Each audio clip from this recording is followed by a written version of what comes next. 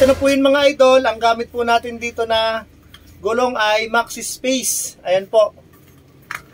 29 by 2.10. Bali ito na mga idol. Lalagay na po natin ang Ragusa na R100.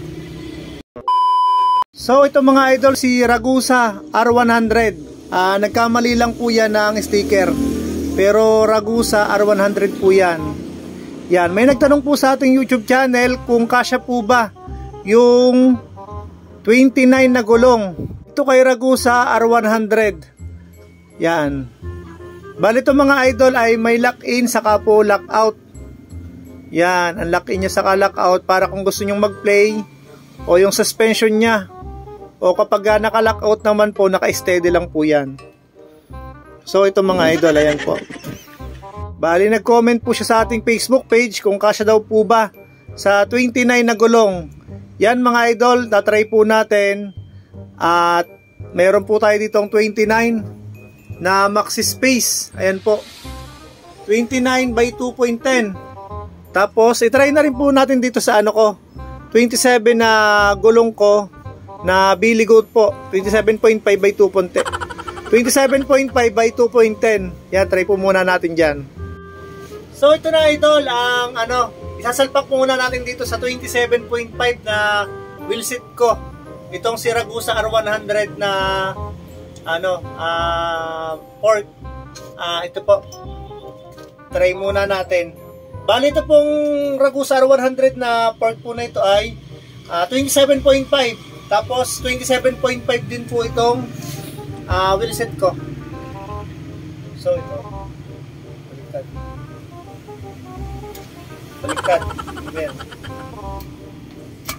Yan mga idol, naisalpa ko na po.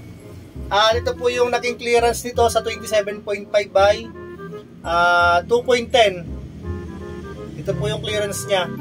Yan. Malaki pa po ang clearance niya.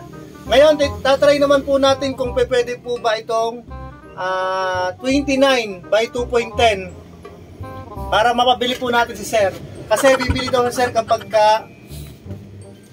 nakita niya na kasya po yung 29. Bali ito na po yun mga idol. Ang gamit po natin dito na gulong ay Maxi Space. Ayan po. 29 by 2.10. Bali ito na mga idol. Lalagay na po natin ang Ragusa na R100. Okay, baliktad pa. Yan mga idol, nailagay na po natin. At ito na po yung naging clearance na ito.